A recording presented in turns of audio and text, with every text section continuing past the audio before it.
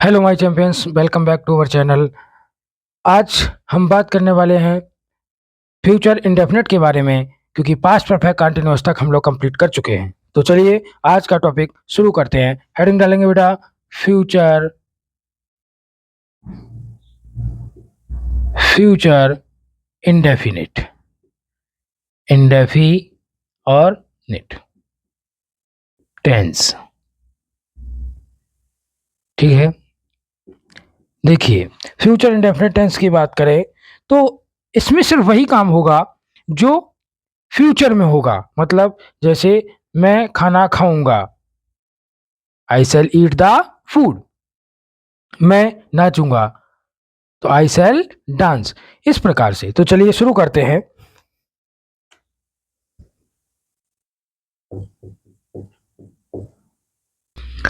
इसमें जो भी कार्य होंगे वो भविष्य या फ्यूचर इसको बोल सकते हैं, भविष्य में खत्म होंगे, खत्म होंगे। ठीक है, और इस टेंस के अगर हम लोग हेल्पिंग वर्ब की बात करें तो इसमें हेल्पिंग वर्ब दो होती हैं। कौन कौन सी? एक तो विल और एक सेल। Will and cell. ठीक है, देखिए नवीन ग्रामर के अनुसार कहीं कहीं आई के साथ विल भी लगाते हैं, लेकिन हम लोगों ने जो पढ़ा, जो समझा, उसमें बताया गया कि आई के साथ सदैव सेल का प्रयोग करते हैं और बी के साथ सदैव सेल का प्रयोग करते हैं। बाकी बचे हुए सब्जेक्ट के साथ हम लोग सदैव विल का प्रयोग करते हैं। ठीक है, तो इस प्रकार देखेंगे। अब इसके स्ट्रक्चर को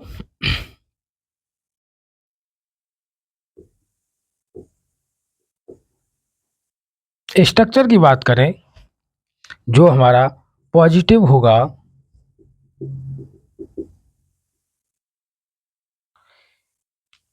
क्या होगा बेटा? सबसे पहले सब्जेक्ट क्या आएगा? Subject plus helping verb plus M B base. हमेशा एम बी की बेस फॉर्म का प्रयोग किया जाएगा, plus object plus E T C. ठीक है, चलिए इस प्रकार से हमारा जो है इसका स्ट्रक्चर होगा। अब इसके एग्जाम्पल में अगर हम देखें,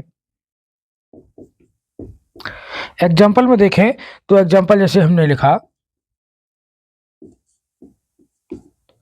Rajesh will eat the food। Rajesh क्या करेगा? Rajesh will eat the food. Rajesh जो है खाना खाएगा या भोजन ग्रहण करेगा। चलिए अब बात करेंगे इसको डिस्ट्रीब्यूट करने की। कैसे डिस्ट्रीब्यूट किया? सबसे पहले हमें चाहिए था सब्जेक्ट, तो क्या मिला? ये हमारा सब्जेक्ट है। फिर हमें चाहिए थी हेल्पिंग वर्ब, तो हमारी ये क्या है? हेल्पिंग वर्ब है। ठीक है, फिर क्या है? ईट। ईट क्या है? ईट हमारा वर्ब। ठीक है, फिर ऑब्जेक्ट चाहिए था तो हमें क्या मिला? फूड। ठीक है, इस प्रकार से हम इसको डिस्ट्रीब्यूट कर सकते हैं। समझ में आ रहा होगा?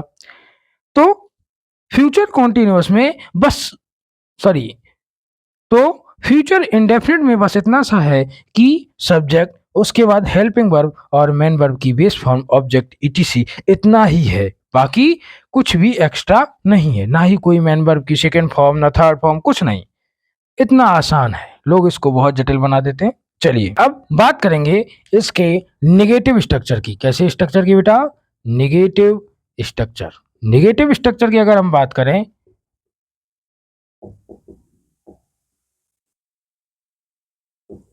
निगेटिव स्ट्रक्चर की बात करें तो सबसे पहले आता है सब्जेक्ट, फिर helping verb plus not plus एम्बिवियस प्लस ऑब्जेक्ट और प्लस ETC। मतलब इसमें भी कुछ एक्स्ट्रा नहीं जुड़ा, सिर्फ क्या जुड़ गया, सिर्फ नॉट को हमने इसके साथ ऐड कर दिया, बस इतनी सी बात है। हमने सिर्फ किसको ऐड कर दिया बेटा, केवल नॉट को ऐड कर दिया। ठीक है, चलेंगे। अब इसके एग्जाम्पल की बात करें, अगर एग्जाम्पल की बात करें, हमने लिखा we shall not go to market। हम लोग बेटा कहाँ नहीं जाएंगे, मार्केट नहीं जाएंगे, बाजार नहीं जाएंगे। तो सबसे पहले क्या मिला, सब्जेक्ट। क्या मिला बेटा, सब्जेक्ट, फिर हेल्पिंग वर्ब, फिर नॉट प्लस एमवी बेस, मतलब गो का गो ही रहा, और उसके बाद हमारा मार्केट ऑब्जेक्ट जुड़ गया। इस प्रकार से नेगेटिव में भी होता है। चलिए अब बात करेंगे थर्ड स्टेप की। थर्ड स्टेप में बात करेंगे हम लोग इंटेरोगेटिव की, स्ट्रक्चर की।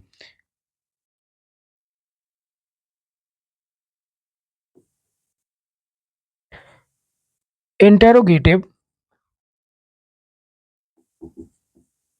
स्ट्रक्चर,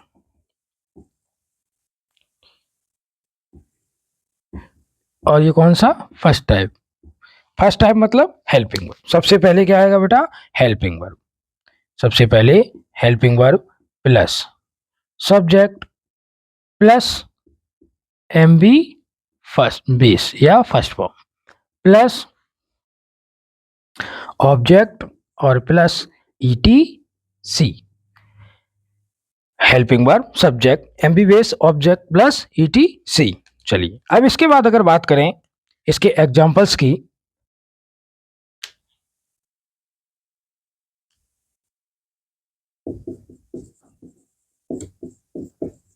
एग्जाम्पल की बात करें तो हमने लिखा विल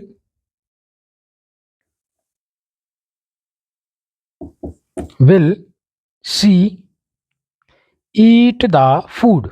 विल सी ईट और द फूड, वह क्या करेगी, क्या वह खाना खाएगी। Will she eat the food, और लास्ट में बेटा क्या जुड़ेगा, क्वेश्चन मार्क, और इसमें भी आप ऐड कर लेंगे लास्ट में क्वेश्चन मार्क। ठीक है, इस तरीके से पहले क्या मिला, हेल्पिंग वर्ब आनी थी तो हेल्पिंग वर्ब आई, सब्जेक्ट आ गया, मेन वर्ब बेस आ गया, उसके बाद ऑब्जेक्ट आ गया।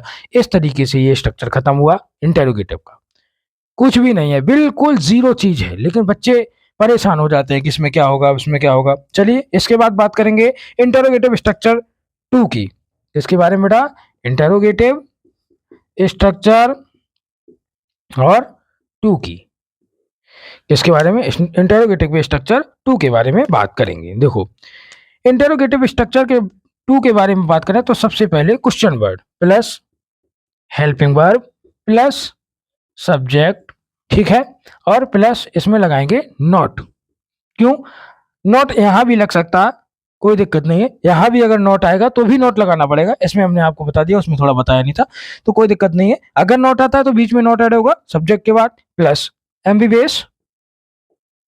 MB base plus object plus ETC plus question mark.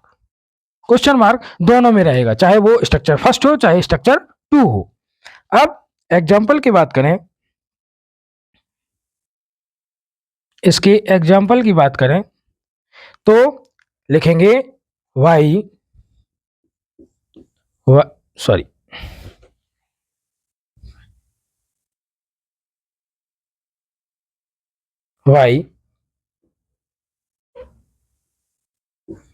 Y will you go there. Why will you go there, तुम वहां क्यों जाओगे।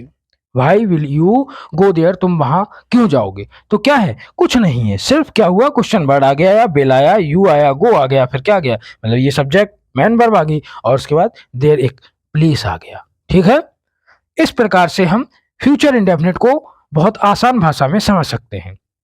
अब बात करें, बहुत बच्चे कंफ्यूज रहते हैं कि बिल किस में लगाएं, सेल किस में लगाएं। मॉडर्न ग्रामर के अनुसार किसी में भी कुछ भी लगा रहे हैं अब, लेकिन पहले की जो ग्रामर थी या हम लोगों ने जिसको पढ़ा उसमें क्या समझाया कि जब दृढ़ संकल्प की बात हो, कोई अनिवार्यता दर्शाई जाए, तो हम हेल्पिंग वर्ब को उल्टा कर देते। चलिए अब हम लोग बात कर रहे थे अनिवार्यता की। तो जब अनिवार्यता हो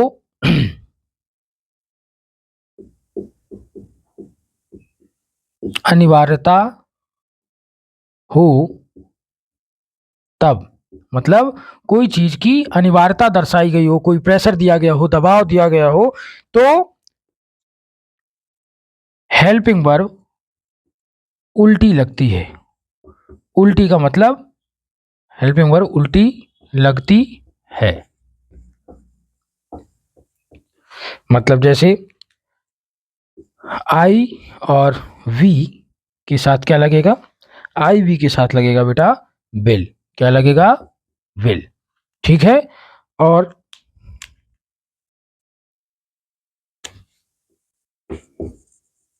अदर सब्जेक्ट्स के साथ क्या लगेगा? अदर सब्जेक्ट के साथ लगेगा सेल। क्या लगेगा बेटा? सेल। इस प्रकार से कुछ भी नहीं है, थोड़ा सा दिमाग लगाना है। जब भी हमें सेंटेंस में ऐसा फील हो कि इसमें कोई प्रेशर दिया गया, कोई अनिवार्यता दर्शाई जा रही है, तो हम क्या करेंगे? तुरंत ही उसकी जो हेल्पिंग वर्ब्स हैं उनको क्या कर देंगे? उल्टा कर देंगे। क्या कर देंगे बेटा? उल्टा कर देंगे। चलिए, तो इस प्रकार से आपकी क्लास समाप्त होती है। मिलते हैं नेक्स्ट क्लास में। तब तक के लिए जय हिंद। लाइक करिए, शेयर करिए, सब्सक्राइब जरूर करिए और अपने दोस्त और दुश्मनों को जरूर दिखाइए। तब तक जय हिंद।